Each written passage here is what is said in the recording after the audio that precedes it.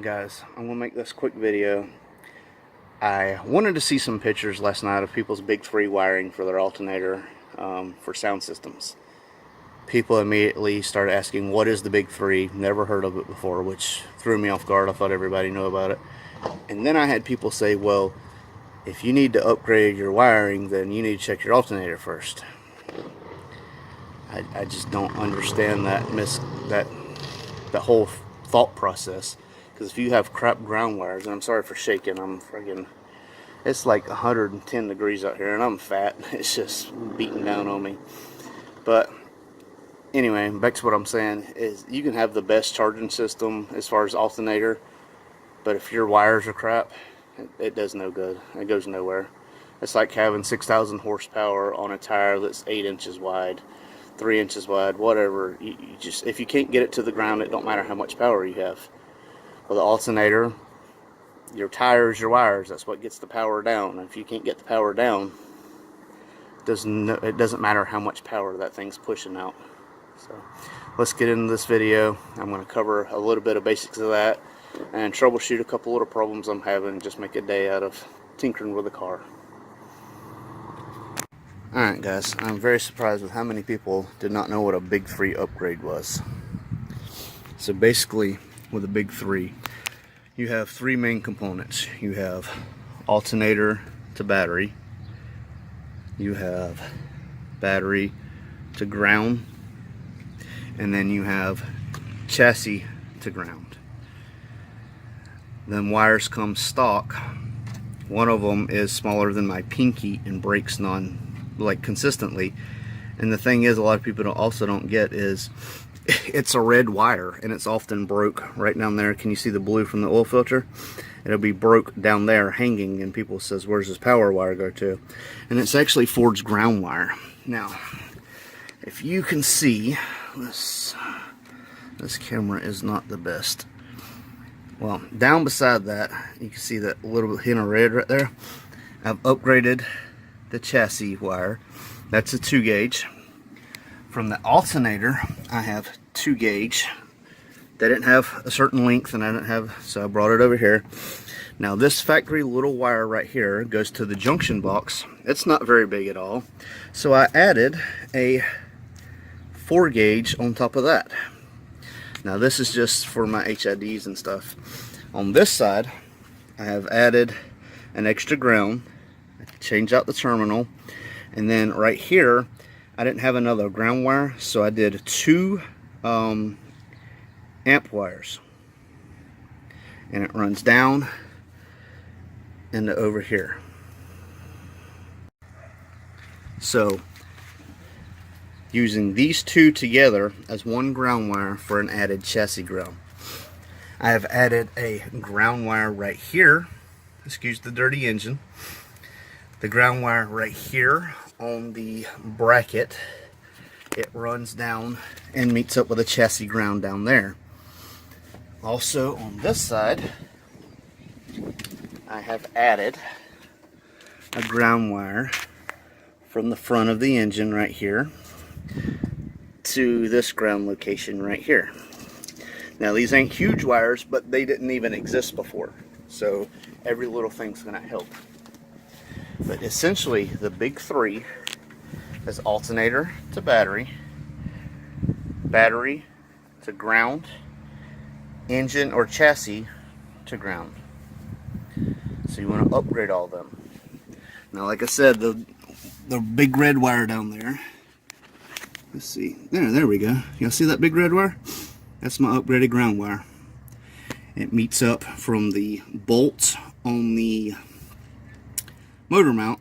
That's where it factory locates, and it goes over to the chassis. I got that cleaned up, got it going over, and then like I said, this one that goes from the alternator bracket goes down to there.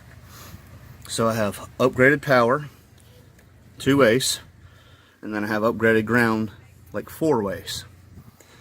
Most people do this for a sound system. I always do it regardless if I'm going to run a sound system or not. I do have everything wired for a sound system, but Mustangs are known to have shitty grounds. I don't know what Ford's deal was. Fox bodies are notorious with it. These cars are pretty notorious with it. So I'm going to run this for a little bit and see how it goes. And then that's a 220 watt amp from O'Reilly's. And these back here are pretty old and cracked, so I might be replacing that pretty soon. We'll have to go from there and see what's going on. But that's all I got for this little part. The other thing I have to get into today is this speaker is not playing. I don't know why. I don't know if it just got unplugged. But I ran wires because all this is running back to an amp. No longer got the amp. Matter of fact, I gotta cut that zip tie. I got it all up under there out of the way. You can't see it from up there. And of course that's just the toggle switch for that stupid alarm thing. But I'm gonna take this out and see if it's hooked up or what's going on. Alright guys, with the key on, 3 speakers do not work, so that tells me it's something in this wiring. So let me get this pulled apart, get this door pin out of the way, see what I'm working with.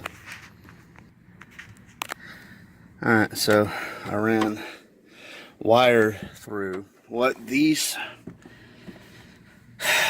idiots, for lack of a better term, did is they had about 6 little wires just all crimped together every freaking couple of inches, and it got separated in the boot right here. So let me fix this with new wire, upgraded wire too, and see how that goes. So if I run the new wires, so I can. Monday, but I should also tell you back on Monday, 16 chances to win $1,000. See, it works. So it was just that mess up in there. There's my kicker, kicking pretty good.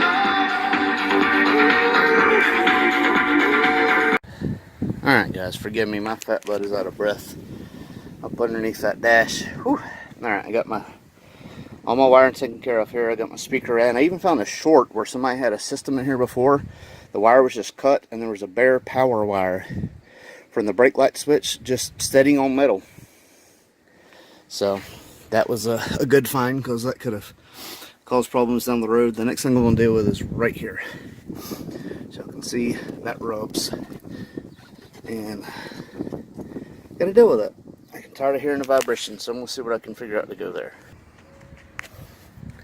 And here's my solution for now. I just got some hose, open it, wrapped around that, push this down, slid it over, there it is. Now at least it won't be metal on metal. Hopefully that'll muffle the sound for now. I don't really care how it looks. One day this is going to be a badass 5,000 horsepower, no, okay, no, maybe not. But one day something's going to be done to this, and I'll tidy all that stuff up then. Alright guys, one other thing. This used to be painted. It's kind of coming off. Don't like the way it looks.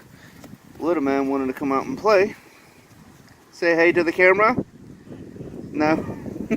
Anyway, so I got this high heat Rust-Oleum and a little bit of cardboard to kind of block off certain parts.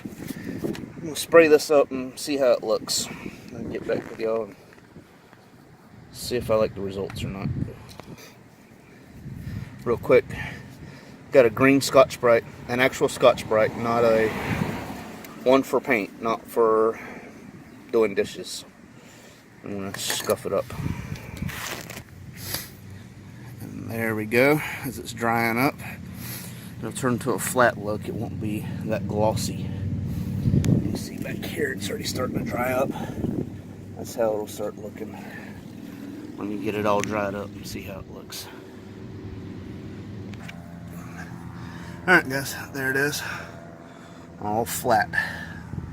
So when I step back and look at it now, they don't stick out that much. Also, I moved them in a little bit, so you don't really see the tailpipes until you, well, my camera's not going to focus. But I mean, right here, you don't even see the tailpipe, so I get a nice clean view. I don't really see them until I step back. Now you can see this one is starting to dry up. What do you think, Bubba? You like them? Yeah? Alright guys, I hope this video cleared up some misconceptions about Big 3 wiring, what it is. A lot of people say, well, if you need Big 3 wiring, then you should be looking at an alternator first. That's not the case. The factory ground wires are crap. You can upgrade that. That's a 220 watt or amp alternator. You can upgrade that all day long. If you have crap wiring, it does no good. So all that's upgraded. Hopefully everything will be good when I go to throw in a system. Door panels need to be replaced in my car, but hopefully just that little run-in with the issue with the speaker, you know, I don't know very many people that's owned their car since new. There's no telling what the previous owner did. I mean, he used friggin' weed nuts on some of the connectors. Everybody knows knows anything about car electrical, that's a big no-no. And that's where it came apart, was that one of them connectors inside the door. I mean, he didn't even use a continuous strand of line. He just crimped it here, crimped it here, crimped it here, and just every 3 inches he made a new line. It's ridiculous. You never know what you're going to run into with a used car or somebody else's project. So hopefully this clears some things up with that too. So I know this wasn't a very long video. I wasn't even going to make a video until I seen people didn't know what the Big 3 was, and then I started reading, well, you shouldn't be doing that, you need an alternator, blah blah blah. Long story short, hopefully this covers it and explains enough that this is going to be a worthwhile video. Can you tell everybody thank you for watching? No. Hope y'all enjoyed this a little bit, guys. Thank you. I won't turn around, I done made it this far.